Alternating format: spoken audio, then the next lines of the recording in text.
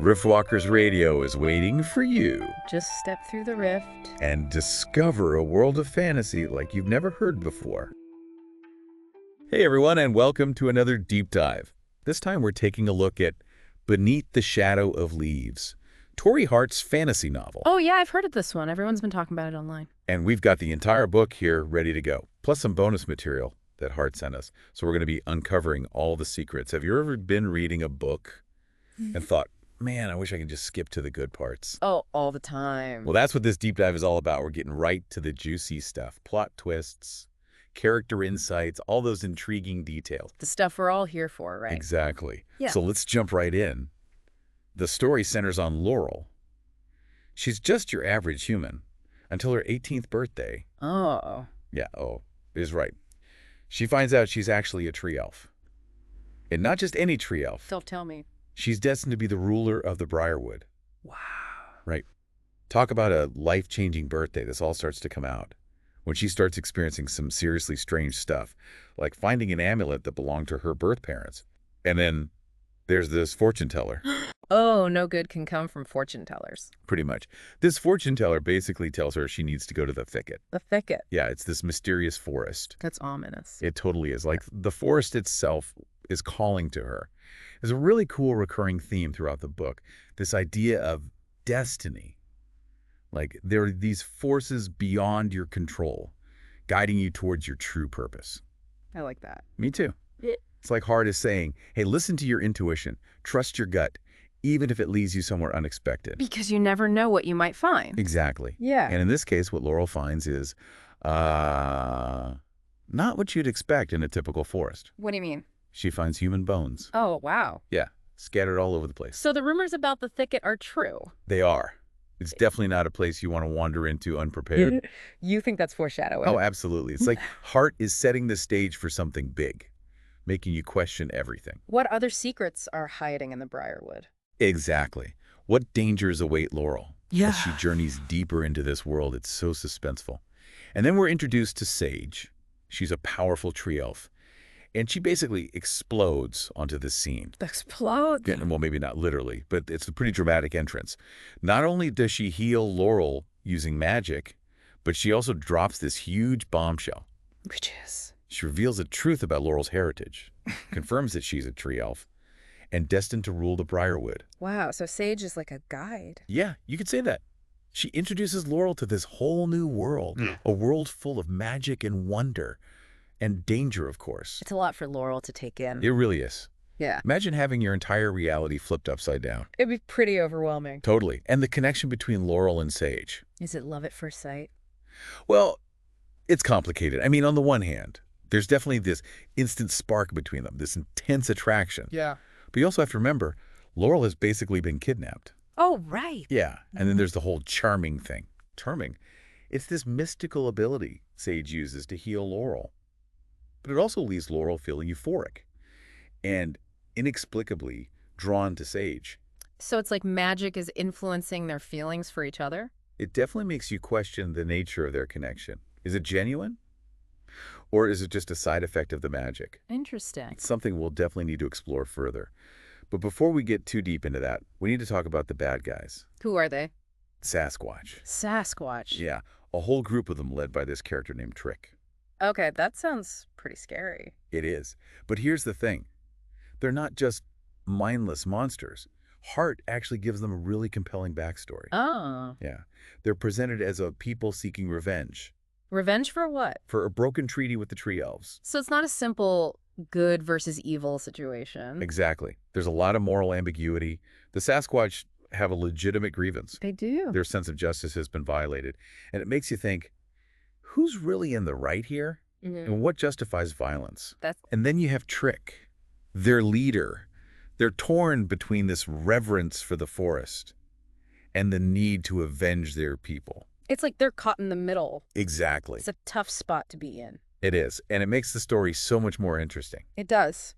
So we've got Laurel grappling with her identity, a complex relationship brewing with Sage, and this looming threat from the Sasquatch. Where do we go from here? Well, things are about to get a whole lot more intense. Oh, boy. You better believe it. The Briarwood is about to become a battleground. And Laurel is right in the center of it all. I can't wait to see what happens next. Me neither. We'll be back after a short break to dive into all the action.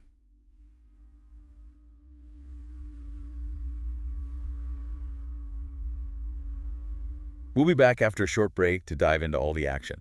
Well, it's a lot. It's definitely not your typical love story. Not at all. You mentioned earlier that there might be some, like, magical influence on their feelings. Oh, yeah. I mean, think about it. Their first encounter is so unconventional. Unconventional is putting it mildly. Right. Laurel's kidnapped, thrust into this crazy new world, and then Sage heals her with this charming magic. And that plays a big role. Huge. It leaves Laurel feeling all these intense emotions. Euphoria, connection to Sage. It's almost like a supernatural love potion. Behinda Makes you wonder, how much of their attraction is genuine? And how much is just the magic messing with them? Yeah, it's blurry. Super blurry. Especially when you consider the power imbalance between them. That's a good point. Sage is a powerful tree elf, the temporary leader of the Briarwood. She controls pretty much everything. Like what? Where Laurel goes, who she talks to. She's constantly reminding Laurel about her duty as queen. It's a lot of pressure. Definitely not an equal partnership at this point. Nope. And Laurel resents that control. Makes sense. But at the same time, she also finds herself relying on Sage for guidance, for protection. It's a tricky situation. It really is. Push and pull. Resentment and reliance. It's a roller coaster. And how does that play out as the story progresses? Their dynamic shifts. Laurel sees how dedicated Sage is to protecting their people. They fight side by side against the Sasquatch. Shared danger can bring people closer. It totally does. Yeah. They develop this mutual respect, this understanding. It lays the groundwork for something deeper. Like love. Exactly. Yeah. And that battle scene, oh man, that's a turning point for Laurel. How so? It's where she really steps into her power, not just as a fighter, but as a leader. She's not shying away from her destiny anymore. Not at all. She's embracing it, and she's risking her life to protect others. Like when she saves that lost child. Yes, in the middle of all this chaos. Yeah. She puts herself in danger to save someone else. It's such a powerful moment. And what about Sage? Sage is right there with her, fighting by her side. Yeah. And there's this, it's hard to describe, this subtle but intense moment of intimacy between them. In the middle of the battle. Yeah. Wow. It's like this unspoken connection, forged in the heat of the moment. It gives me chills just thinking about it. Me too. Yeah. And then later, during Laurel's coronation, Sage confesses her love. So they get their happy ending. It seems like it, but there's always a but. What do you mean? I can't help but wonder, what happens when Laurel's desire for the human world resurfaces? Oh, right. She spent 18 years thinking she was human. That's a lot to just let go of. Can love really conquer all? Even the pull of your past, the desire for belonging? Big questions. Huge. And then there's the whole Sasquatch situation. They're still out there. Lurking in the shadows. Waiting for their chance to strike. Their desire for revenge is strong. It's understandable, though. It is. They were betrayed. Their treaty was broken. They lost their sense of home. It makes you think about the cycle of violence. It does. How one act of betrayal can lead to another. And how hard it is to break free from that cycle. Especially when both sides have legitimate grievances. Exactly. And Trick. Trick is such a complex character. Tell me more. They're this fierce leader, determined to get justice for their people. But they're also conflicted. They revere the forest. They don't want to see it harmed. So they're caught between two worlds. They are. Their own sense of justice and their love for nature. It's a tough position to be in. It is. And it makes them so much more than just a villain. They're a character you can empathize with. Absolutely. You can see their pain, their sense of responsibility, their deep connection to the forest. It adds another layer to the whole story. It does. It makes you question everything. Who's right? Who's wrong? Is there even a clear answer? I love how Hart doesn't shy away from these tough questions. Me too. It makes the story so much more thought-provoking. It does. So we've got this looming threat from the Sasquatch. Laurel's internal struggle with her identity and her complex relationship with Sage. What happens next? Well, that's where things get really interesting. Oh. Laurel has to make some tough choices. Like what? Choices that will determine the fate of the Briarwood. And her relationship with Sage. Exactly. I can't wait to find out what happens. We've talked about the Sasquatch and their revenge, and Laurel's relationship with Sage. But there's something else I wanted to mention. Hart really explores the themes of belonging and identity in this book. Oh, yeah, for sure. Laurel's journey. It's not just about becoming queen. It's about figuring out who she really is. Right. She's got these two sides to her. Exactly. A human life she always knew, and this whole new tree elf world. It's like she's living a double life. Trying to figure out where she fits in. Can you really belong in two places at once? It's a tough question. It is. And I think a lot of people can relate to that. Oh, absolutely. Feeling caught between different cultures, different expectations, different versions of yourself. It's a universal struggle. And Hart captures that beautifully. In a way that's both relatable and fantastical. Exactly. And it's not a simple resolution. It's messy, complicated, just like real life. Laurel doesn't have all the answers. Nope. She makes mistakes, questions her choices. She's constantly evolving. But she never gives up on trying to find her place. And her relationship with Sage, it plays a big role in that journey. Oh, for sure. It's more than just romance. It's a partnership. They challenge each other. They support each other. Sage guides Laurel, helps her understand the Briarwood, embrace her powers. So she also lets Laurel make her own choices, even when they disagree. There's a lot of respect there. Definitely. And trust. But it's not all smooth sailing. What do you mean?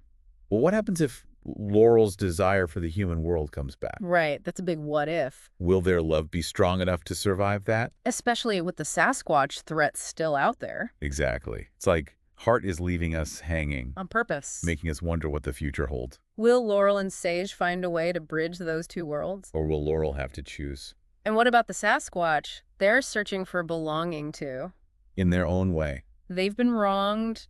Their treaty was broken. Their home was violated. It makes you think about the lasting impact of history. And how hard it is to heal old wounds. Can true belonging exist without reconciliation?